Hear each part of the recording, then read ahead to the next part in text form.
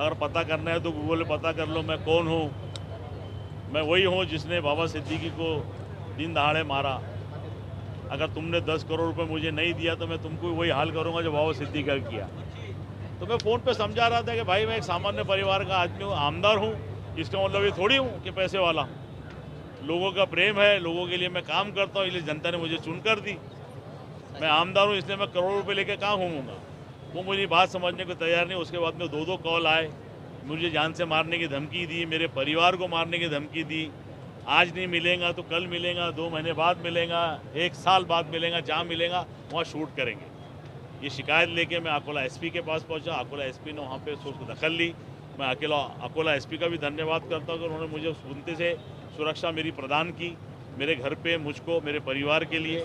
लेकिन आज अफसोस की ये बात है कि जिस विधान भवन का मैं सदस्य हूँ, आज मेरे गढ़ नेता विजय वडेट्टीवार ने वो आवाज़ उठाई। उसके बावजूद मैं सभापति से बात करना चाहता था कि मुझे भी कुछ बोलना है, तो सभापति ने मुझे टाइम नहीं दिए बात करने का। सभापति ने बहुत उसको हल्के में लिए। सभापति महोदय, मैं भी सभी आपके चैनल के माध्यम से कहता हूं कि सभापति महोदय, साजिद पठान अपनी जान की भीख नहीं मांग रहा था आपसे, ना मैं मांगूंगा। मैं खुदा का बंदा हूं, मुझे यकीन है कि मौत सिर्फ एक बार आएंगी और वो जब तय करेंगे तब आएंगी। लेकिन मैं ये बताना चाह रहा था हाउस में खड़े रह के कि एक विधानसभा के सदस्य यानी आमदार को फिरौती की धमकी आ सकती है, तो महाराष्ट्र में सामान्य जनता के लिए और व्यापारी के लिए क्या सुरक्षा है? सुरक्षा हमारी कहाँ गई? इतनी बड़ी सरकारें हम चला रहे, मंत्रिमंडल हम चलाते हैं, कैबिनेट में हम बैठ के फैसले लेते हैं। हाँ, तो सुरक्षा व्यवस्था कहाँ गई? एक आमदार को अगर धमकी का फोन आ सकता तो आम आदमी के साथ में क्या हो रहा होगा? मैंने तो बोल दिया, कोई लोग तो बताते भी नहीं होंगे।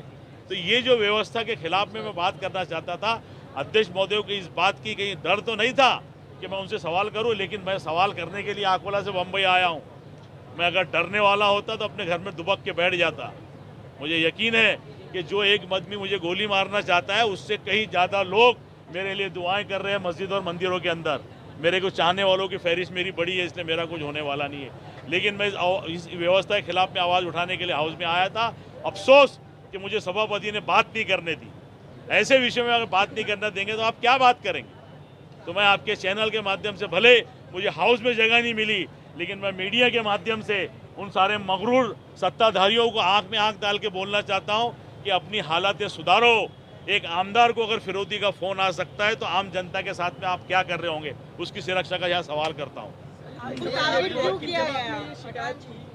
साजिद भाई, ये उन्होंने कुछ इन्वेस्टिगेशन अब तक किया होगा क्या? कुछ कहाँ से लिंक जरूर अकोला एसपी पे मुझे बहुत भरोसा है। उन्होंने अच्छी एक्सप्लेनेशन की। कैलिफोर्निया से वो फ़ोन आया, उन्होंने डिटेन किए, वॉइस भी उनकी कंफर्म हुई और वो अभी अपनी कार्रवाई में लगे हैं। लेकिन मेरा ये, मैं इसलिए, देखो, मैं आपके सामने इसलिए खड़ा हूँ कि मैं विधानसभा के अध्यक्ष सदस्य हूँ। समाज के अंदर जो बुराई चल रही है उसका आवाज़ उठाना मेरा फ़र्ज़ है। इसलिए आज मैं अकोला से बम्बई आया हाउस में बात करने के लिए, और अफसोस के सभापति ने मुझे टाइम नहीं दिया बात करने का। साजिद भाई, सवाल ये भी है कि कई बार ऐसा भी देखने में आता है कि किसी बड़ी गैंग के नाम पे कई बार छोटे लोकल जो गुंडे होते हैं उसका फायदा उठाते हैं, मांग करते हैं। क्या ये भी कोई कनेक्शन हो सकता है? हो सकता है, मैं इससे इनकार नहीं करता। यही तो मैं सरकार से पूछना चाह रहा हूँ कि 17 तारीख को मेरी FIR हुई।